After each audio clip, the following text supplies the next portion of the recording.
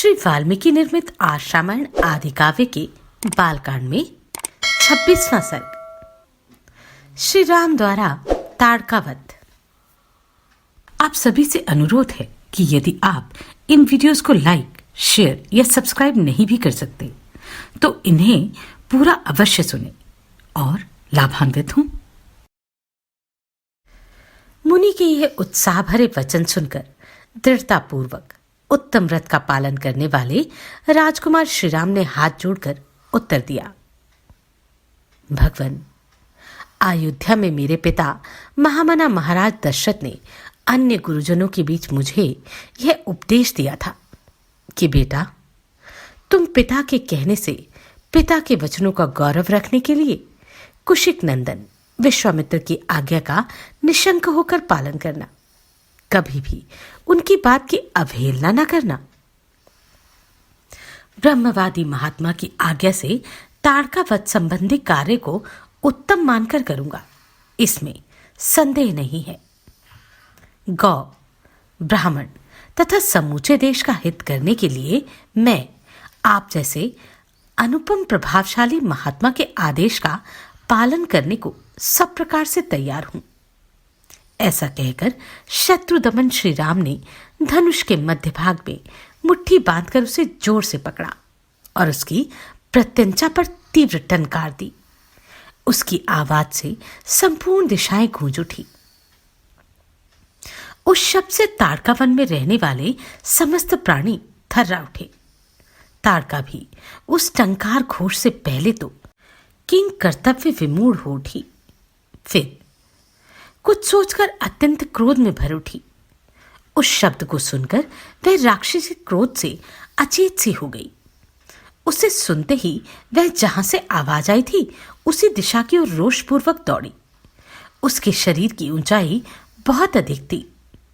उसकी मुखाकृति विकृत दिखाई देती थी। क्रोध से भरी हुई उस विकराल राक्षसी की ओर दृष्टिपात करके श्रीराम ने लक्ष्मण से कहा, लक्ष्मण, देखो तो सही, इस यक्षिणी का शरीर कैसा दारुण एवं भयंकर है। इसके दर्शन मात्र से भीरू पुरुषों के हृदय विदीर्ण हो जाते हैं। महाबल से संपन्न होने के कारण यह अत्यंत दुर्जय हो रही है। देखो, मैं अभी इसके कान और नाक काटकर इसे पीछे लौटने को विवश किए देता हूं। यह अपने स्त्री स्वभाव के कारण रक्षित है, अतः मुझे इसे मारने में उत्साह नहीं। मेरा विचार यह है कि मैं इसके बल पराक्रम तथा गमन शक्ति को नष्ट कर दूं, अर्थात इसके हाथ पैर काट डालूं। श्रीराम इस प्रकार कह ही रहे थे कि क्रोध से अचेत हुई ताड़का वहां आ पहुंची और एक बाह उठाकर गर्जना करती हुई उन्हीं की ओर झपटी। यह देखकर ब्रह्मऋषि विश्वामित्र ने अपने हुंकार के कारण उसे डांट कर कहा, रघुकुल के दोनों राजकुमारों का कल्याण हो, इनकी विजय हो। तब ताड़का ने उन दोनों रघुवंशी वीरों पर भयंकर धूल उड़ाना आरंभ किया। वहां धूल का विशाल बादल सा छा गया। उसके द्वारा उसने श्रीराम और लक्ष्मण को 2 घड़ी तक मुंह में डाल दिया। तत्पश्चात माया का आश्रय लेकर वह उन दोनों भाइयों पर पत्थरों की बड़ी भारी वर्षा करने लगी। यह देखकर रघुनाथ जी उस पर कुपित हो उठे।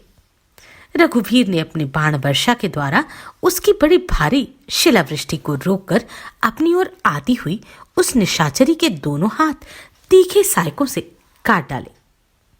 दोनों भुजाएं कट जाने से थकी हुई ताड़का उनके निकट खड़ी होकर जोर जोर से गर्जना करने लगी। यह देखकर सुमित्रा कुमार लक्ष्मण ने क्रोध में भरकर उसके नाक और कान काट लिए, परंतु वह तो इच्छानुसार रूप धारण करने वाली यक्षिणी थी, अतः अनेक प्रकार के रूप बनाकर अपनी माया से श्रीराम और लक्ष्मण को मुंह में डालती हुई अदृश्य हो गई। अब वे पत्थरों की भयंकर वर्षा करती हुई आकाश में विचरने लगी। श्रीराम और लक्ष्मण पर चारों ओर से प्रस्तरों की वृष्टि होती देख तेजस्वी गाधिनंदन विश्वामित्र जी ने इस प्रकार कहा, श्रीराम, इसके ऊपर दया करना व्यर्थ है। यह बड़ी पापिनी और दुराचारिणी है। सदा यज्ञों में विघ्न डाला करती है, यह अपनी माया से पुनः प्रबल हो उठे, इससे पहले ही इसे मार डालो। अभी संध्या काल आना चाहता है, इसके पहले ही यह कार्य हो जाना चाहिए, क्योंकि संध्या के समय राक्षस दुर्जय हो जाते हैं। विश्वामित्र जी के ऐसा कहने पर श्री राम ने शब्द भेदी बाण चलाने की शक्ति का परिचय देते हुए बाण मारकर प्रस्तरों की वर्षा करने वाली उस यक्षिणी को सब ओर से अवरुद्ध कर दिया। उनके बाण समूह से घिर जाने पर माया बल से युक्त वह यक्षिणी जोर जोर से गर्जना करती हुई श्री राम और लक्ष्मण के ऊपर टूट पड़ी। उस चलाए हुए इंद्र के वज्र की भांति वेग से आती देखकर श्री राम ने एक बाण मारकर उसके हृदय को चीर डाला। तब ताटका पृथ्वी पर गिरी और मृत्यु को प्राप्त हुई। उस भयंकर राक्षसी की मारी जाती देखकर देवराज इंद्र तथा देवताओं ने श्री राम को साधुवाद देते हुए उनकी सराहना की। उस समय सहस्त्रलोचन इंद्र तथा समस्त देवताओं ने अत्यंत प्रसन्न हुए हर्षोत्फुल्ल होकर विश्वामित्र जी से कहा, मुने, कुशिक नंदन, आपका कल्याण हो। आपने इस कार्य से इंद्र सहित संपूर्ण देवताओं को संतुष्ट किया है। अब रघुकुल तिलक श्री राम पर आप अपना स्नेह प्रकट कीजिए। ब्राह्मण प्रजापति कृशाश्व के अस्त्र रूपधारी पुत्रों को, जो सत्य पराक्रमी तथा तपोबल से संपन्न है, श्री राम को समर्पित कीजिए। विप्रवर, ये आपके अस्त्रदान के सुयोग्य पात्र हैं तथा आपके अनुसार सेवा शुश्रूषा में तत्पर रहते हैं। राजकुमार श्री राम के द्वारा देवताओं का महान कार्य संपन्न होने वाला है। ऐसा कहकर सभी देवता विश्वामित्र जी की प्रशंसा करते हुए प्रसन्नतापूर्वक आकाश मार्ग से चले गए। तत्पश्चात संध्या हो गई। तदनंतर ताड़कावध से संतुष्ट हुए मुनिवर विश्वामित्र जी ने श्री रामचंद्र जी का मस्तक सूंघकर उनसे यह बात कही, शुभ दर्शन राम, आज की रात में हम लोग यही निवास करें। कल प्रातः अपने आश्रम पर चलेंगे। विश्वामित्र जी की यह बात सुनकर दशरथ कुमार श्री राम बड़े प्रसन्न हुए। उन्होंने ताड़कावन में रहकर वह रात्रि बड़े सुख से व्यतीत की।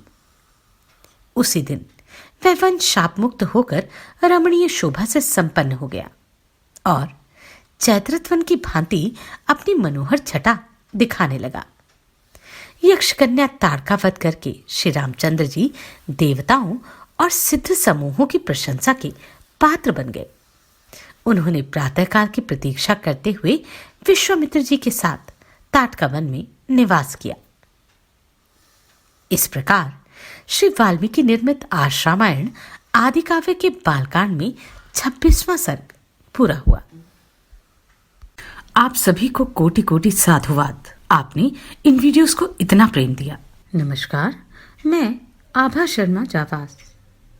यदि आपको मेरा ये प्रयत्न सराहनीय लगा हो तो मुझे सब्सक्राइब करके प्रोत्साहित करें।